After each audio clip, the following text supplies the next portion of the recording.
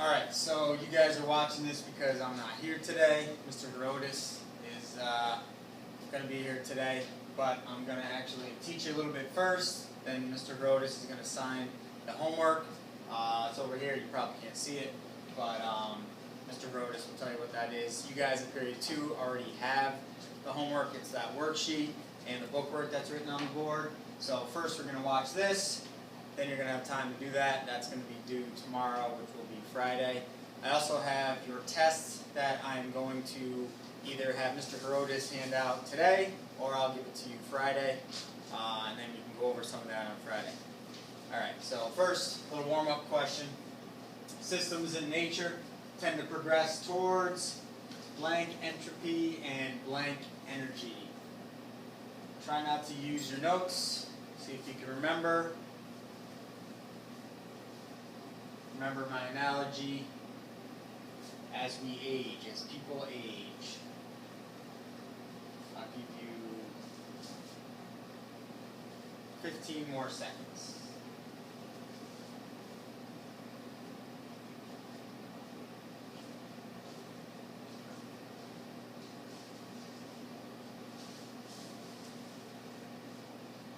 Alright, maybe a little more so you had time to write down.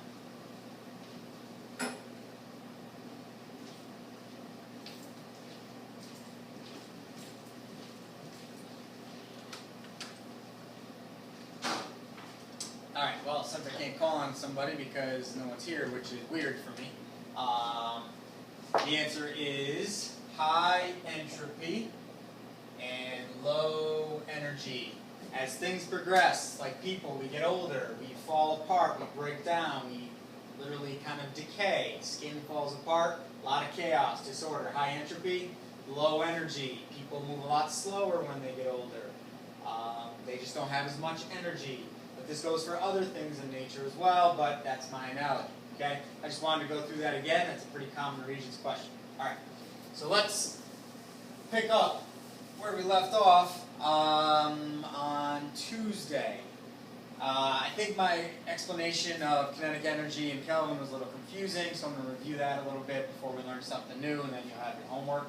So remember, there's two scales, Celsius and there's Kelvin. Capital K, no degree sign.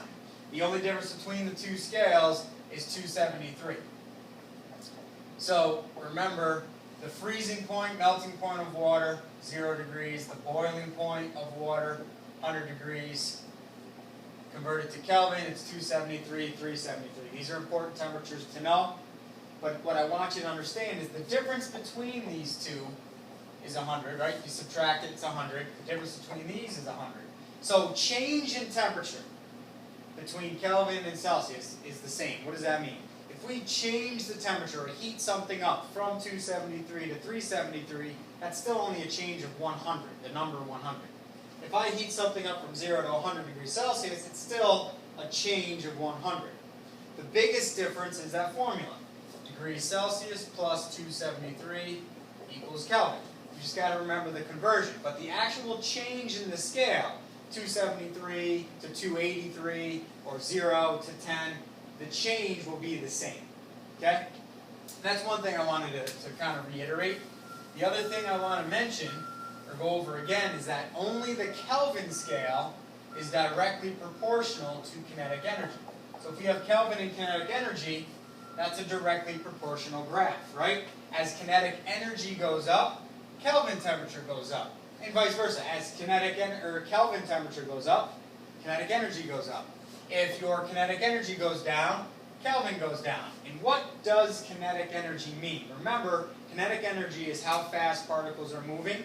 Some move slow, some move fast. But we remember that the energy associated with that movement is what gives us temperature. That's the definition. Temperature measures the average kinetic energy of all the particles in a system. Some are moving faster, some are moving slower. We'll talk about that in a minute. But Kelvin is only directly proportional. Celsius doesn't work that way. Kelvin is directly proportional to kinetic energy.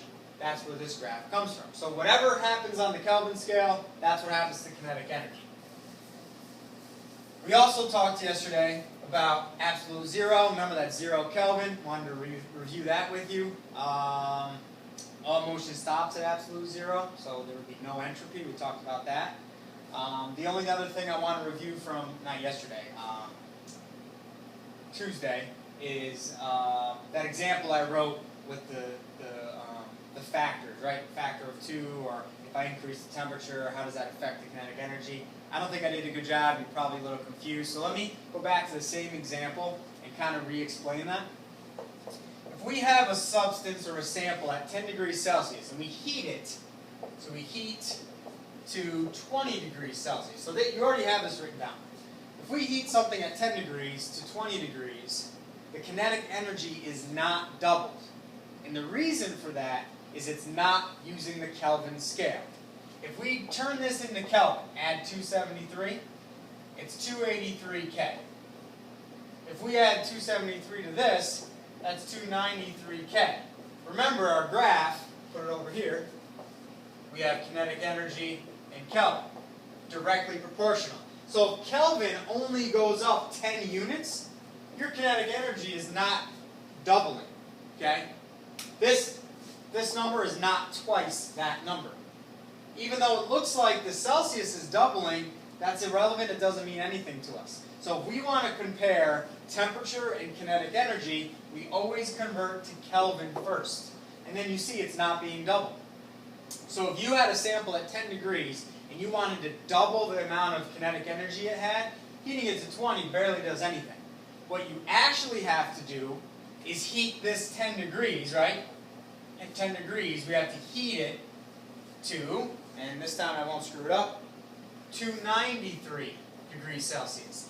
That actually doubles the kinetic energy. Here's why. Let's convert it to Kelvin again. 283 K. If we turn this to Kelvin, that's 566 K. 566. So 566 is double 283. So using Celsius is confusing. You go 10 to 293, that's just a humongous jump. It doesn't make sense. But if we look at Kelvin, 283 times 2 is 566. That's showing a direct relationship. So what happens here is if you double the Kelvin, so this part, I would like you to rewrite this. Okay, I didn't say that earlier, so write this. Okay, so this here doesn't work. That's not what we're looking for. This is what we're looking for. This doubles the kinetic energy. Because 283 times 2, right? Times 2 equals 566. That's what I was getting at yesterday. That if you want to know by what factor the kinetic energy increases, you got to look at your Kelvin temperature. So if your Kelvin temperature increases by a factor of 2, your kinetic energy doubles or increases by a factor of 2. Hopefully that makes more sense.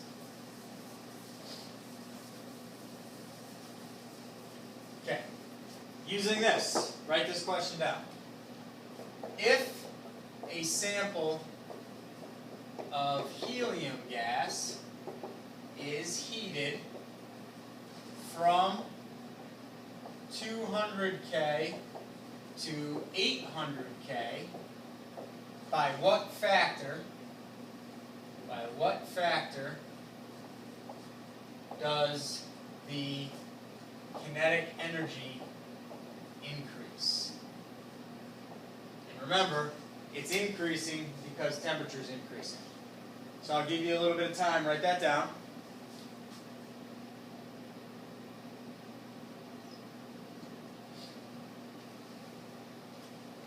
By the way, if this video is kind of grainy or not so good, I had to use an old iPad.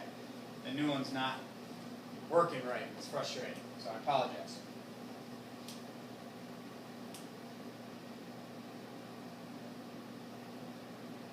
If a sample of helium gas is heated from 200 to 800, by what factor does the kinetic energy increase?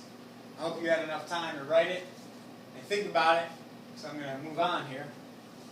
Here's what we do. We look at the temperatures, and we see by what factor does the temperature increase, right? Directly proportional. How do we go from 200 to 800? We multiply 200 by 4. Or, you take 800 divided by 200 and you get 4. That means the answer is 4. The kinetic energy increases by a factor of 4. Because your temperature increases by a factor of 4. Whatever your temperature does, that's what the kinetic energy does, and vice versa. Alright? Your homework's going to practice more of those types of questions. Just remember, convert to Kelvin first, then you can see the relationship. Okay. Next thing. Hopefully I'm not going too fast. Next thing is called the kinetic molecular theory. Makes sense, right? We're talking about kinetic energy. Kinetic molecular theory.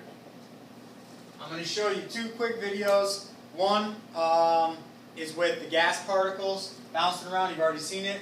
And the other one is a kind of funny video that talks about the kinetic molecular theory. So I'm going to show you those quick. Then we'll take some notes for a little bit on what we saw.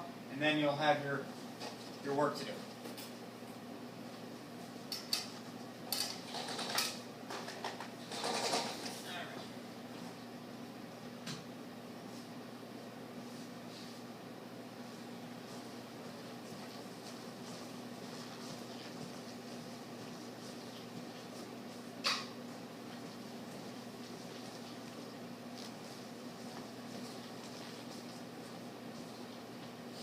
Okay, you guys should remember this one.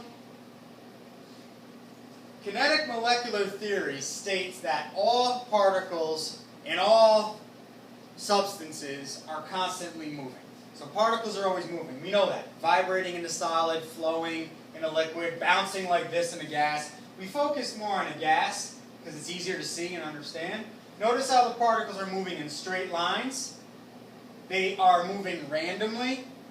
You could argue with me and say, no, they're repeating. That's because it's a video that someone programmed or created. But in real life, these particles move randomly and in straight lines. Remember that, random straight lines. And when they hit each other or hit the walls, they bounce off. But before they bounce off, this is going to run out. Before they bounce or collide, they actually, or not before, sorry, during. During the collisions with the wall here, or the floor, the bottom of the box, or when they hit each other, when they collide, they actually transfer energy.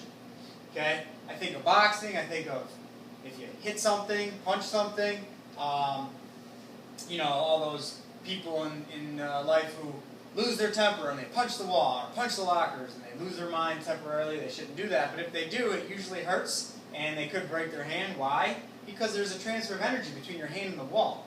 Okay? So it hurts because there's a transfer of energy. So I'm using that analogy or example just to help you understand, hold on, the concept there. Okay? You hit something, you'll feel it. The wall might feel it, but the wall usually wins every time because there's a transfer of energy. Same thing with particles moving. That's what the kinetic molecular theory says, is when the particles are moving and they hit each other or they collide, whether it hits the wall or another particle, they transfer energy between the wall in the particle or between two particles. Okay? And the reason that happens is if you have a closed system like this, the overall kinetic energy will stay constant the entire time. This one may be moving really fast, this one may be moving really slow. When they collide, they transfer so that everybody kind of stays around the same average. And that's what temperature measures, right? The average kinetic energy. So some move fast, some move slow, but because they're all transferring, it all kind of balances out. So those are called elastic collisions. Kind of like a rubber band. When you stretch it out, I don't have one to show you, but you stretch out the rubber band, it goes through a change, but then you let go and it goes back to the way it used to look. That's what that means, elastic collision. They collide, they transfer, and things basically stay the same. Okay? Nothing really changes overall. So that's the video you've already seen. Here's another one.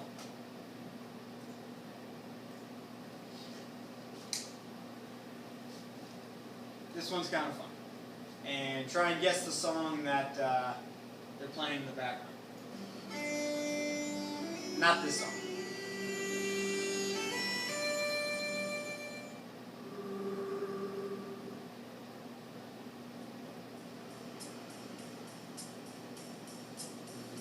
kinetic molecular theory is the theory that all matter is composed of atoms and molecules that are in constant motion.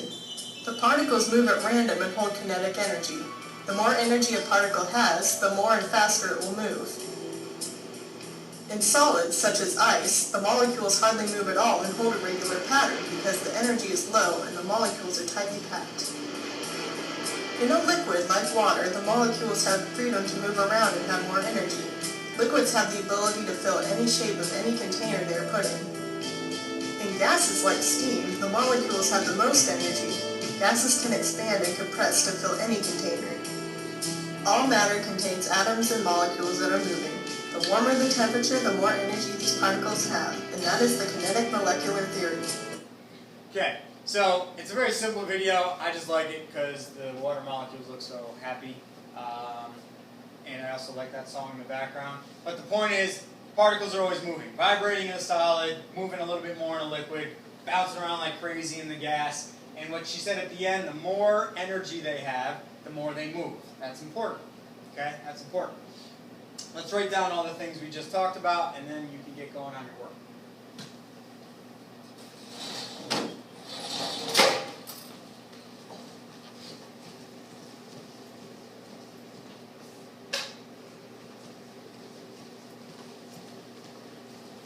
Okay, kinetic molecular theory. Here we go.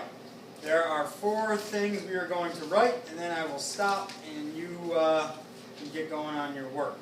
Okay, so first thing, all particles are in constant motion. That's kind of the first concept there. That is the theory. All particles are in constant motion, solid, liquid, or gas. We're going to focus mostly on gas, though, because it's easier, like I said. So all particles are in constant motion, solid, liquid, gas. And then we're going to talk about gases primarily for the rest of them. Number 2, particles move in random straight line motion. So particles move in random straight line motion.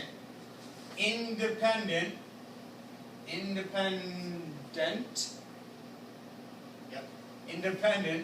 of each other. Remember, gases have weak forces, basically hardly any forces. They don't like each other, so they move independently of each other. Random straight line. Remember that. Random straight line. Number 3.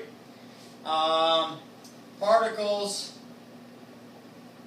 can change paths after collisions. Right? So they collide, and then they're going to be going in a different direction. They hit each other, they hit the wall, just like that video you saw. Okay? The 4th thing, most important thing, the collisions between particles are called, let's see, how did I word it here? Perfectly elastic. Perfectly elastic. And I'm going to run out of room here, so I'll give you a minute. Get all this down. I'm going to have to erase and start over at the top. But yeah, the collisions between particles are perfectly elastic. What does that mean? It means they transfer energy when they collide. Okay, I guess I could probably add that here. Perfectly elastic. They transfer energy during the collision. They transfer energy during the collision. So one particle hits another one, they both give each other energy. That's called perfectly elastic. And the reason it's called perfectly elastic, I guess I could probably squeeze it in down here. The reason it's called perfectly elastic is the average kinetic energy, right? Because they're transferring that kinetic energy. The average kinetic energy of the whole sample of the system, the average kinetic energy of the system stays constant.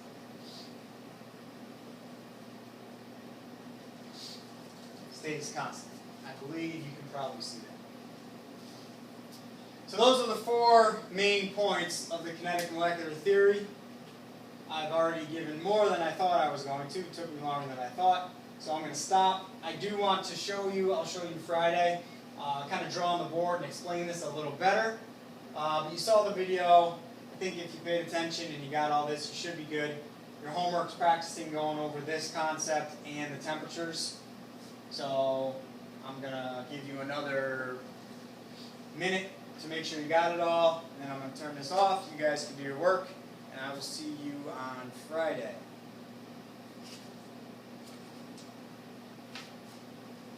If you have questions, I'm sure Mr. Brodus can help, or use your book.